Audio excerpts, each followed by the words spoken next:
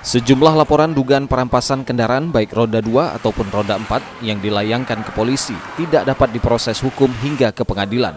Karena menurut Kabid Humas Polda Bengkulu, Kombes Pol Sudarno, setelah dilakukan penyelidikan, ternyata perkara tersebut tidak memenuhi unsur pidana, seperti yang didugakan pada laporan awal pelapor. Tidak dapat dipidanakan perusahaan atau oknum pelaku yang dilaporkan menarik paksa kendaraan setelah penyidik berkoordinasi dengan jaksa untuk melimpahkan berkas perkaranya. Seperti disampaikan Kabid Humas, apa yang dilakukan para terlapor tersebut menurut jaksa bukan tindak pidana perampasan. Kabid Humas menjelaskan edaran yang dikeluarkan Mahkamah Agung terkait larangan penarikan paksa kendaraan yang masih kredit melalui leasing meski kendaraan tersebut menunggak angsuran adalah penarikan paksa oleh oknum yang tidak jelas identitasnya dan mengatasnamakan salah satu perusahaan pembiayaan atau leasing. Kenapa di kepolisian ini tidak bisa lanjut?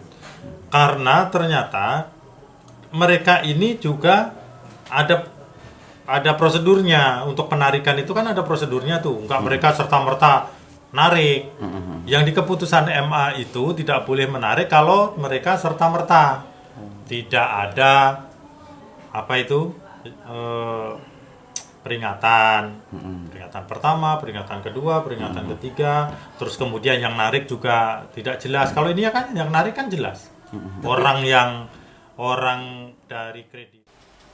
Laporan sejumlah pelapor dengan delik aduan dugaan tindak pidana perampasan yang diterima Polda Bengkulu selama ini ditegaskan Kabid Humas Polda Bengkulu karena saat pelapor memberikan keterangan seperti dirampas.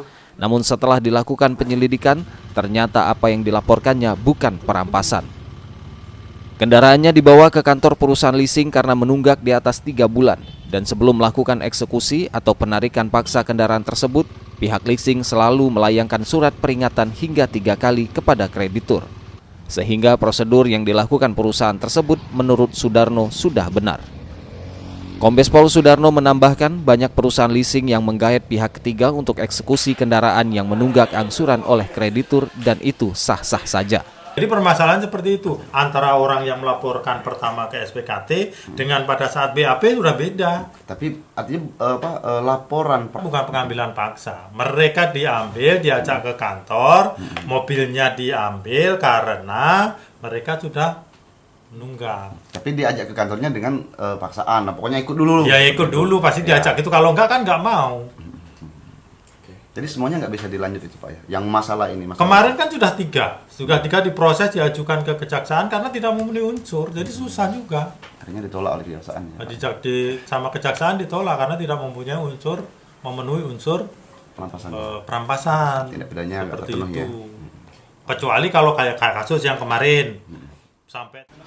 Perkara berkaitan dengan penyitaan kendaraan di jalan raya karena menunggak angsuran, menurut Sudarno dapat dipidanakan jika terjadi aksi kekerasan atau penganiayaan oknum pihak leasing atau debt collector. Aliantoro, RBTV melaporkan.